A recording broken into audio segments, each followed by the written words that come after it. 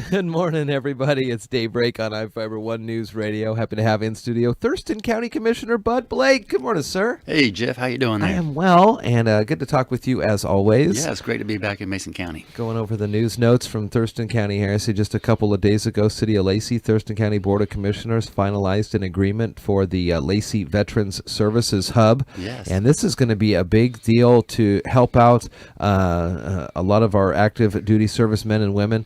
And so Lacey is the home to the most in the South Sound area for folks that work and Yeah, time up at absolutely. JBLM. Just mostly because of the geographical location just south of JBLM. Yeah. But and those who retire come into the greater Thurston County because they know it's the best county in the state. That's so. right. That's right. This area is beautiful.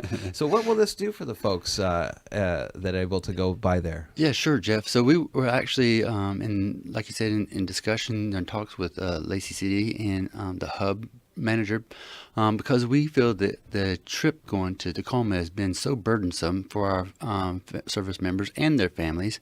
So we're trying to cut some of that out as far as time and keep you closer to the house, so to speak, and be able to have those same services or at least near about in what Tacoma offers. So we just feel it's a very important piece of life, be able to take care of our veterans and their families, and why not be able to do it, especially with the growing population in general, and especially with those of service members and retirees.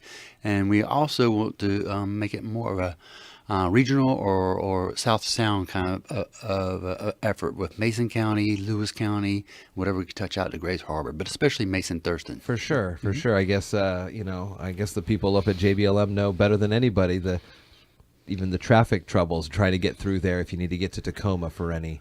Oh, absolutely. Not only the traffic, but when you get there and the wait at the Sure. facilities and having to go through that, even if you have an appointment, it's still a little bit more burdensome than necessary. So I was also looking here as we essentially we're kind of starting the end of the year conversations, the 2017 gopher process. That has really, over this last year, taken leaps and bounds over previous years. Oh, you talking about the Mount Zama gopher? Yeah, Oh, yeah. heck yeah. We've made a lot of headway since the first of the year in terms of the number of visits.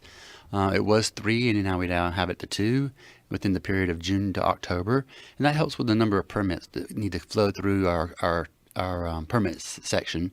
In the past, it's been around 200, and when this year we were able to get 300 something total permits. And that's a lot of revenue, and a lot of people living lives a lot more comfortably than it has in the past. We have a lot of good things that are going to happen in the future as far as taking care of that awkward position of the gopher. Yeah, right. Yeah, next year we're going to do a little bit better. Okay. And the other day, a couple weeks ago, maybe it was last week, I had Kathy Geist and Jeannie Raywalt in, and we were talking about some programs that they were having, and they work closely with all the folks with the Thurston Mason Behavioral Health Organization. How's all that coming along? Oh my God, we're doing great stuff there for Thurston Mason Behavioral Health. As you might have remember, there's a RFP, a request for proposal coming out this year. Oh, I'm sorry, next year, March or April, and the the medical care organizations will bid on it, and then the our BHO will fall under one of those lucky MCOs. And when that happens, we have the whole person care is what's going to happen. That's the critical part of this. Is not only it's clinical, but the behavioral and substance abuse piece all wrapped into one, and that's what that's all about. And we're looking forward to doing that because Thurston Mason Behavioral Health is really looked at as the flagship for all the BHOs throughout the state, and we are super proud of what we have. And we cannot wait till March when this one opens up here in Mason County. And that's what we're thinking, still March at the old PUD 3 building just up the road from That's us exactly here. right, yeah. Very nice. What else has been going on in Thurston County? Well, let's see. Just recently, there was a graduation of Mason Thurston law enforcement deputy sheriffs. It's called the Golden Leadership, and I'm super happy to attend that with Sheriff Salisbury and Sheriff Snaza, and actually Lewis County and Grays Harbor. So it's a much larger regional, but it's to give these guys and gals the leadership training that they need on the ground. I mean, they handle a lot of sticky situations, but it seems to be more of a managerial thing.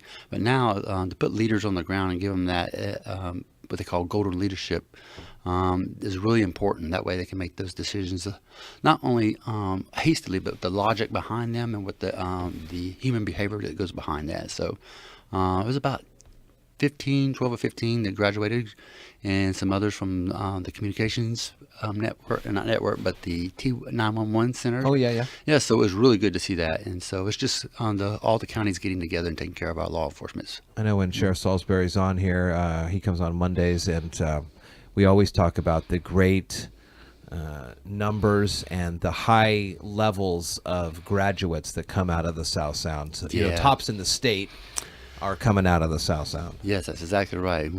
That's so important. That way we got the best at taking care of our people, and that's what we want as far as our tax dollars and our training.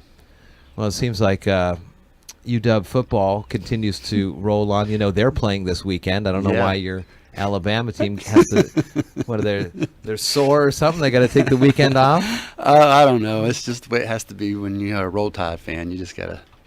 So they played Tennessee last week, killed them. They're 45-7. LSU's the next. So this is going to be another just LSU Roll Tide through the season here. I don't know. We'll see. Alabama has lost in the last second sometimes, and this really scares me. So I'll wait to the very last second of the season. So. Okay. Oh man, I bet you have a good time when Friday afternoon, Saturday morning football, collegiate football. You start sending notes out to your friends good across the coaching country. from afar. Yeah. Yeah, fun. Well, I was reading an article the other day about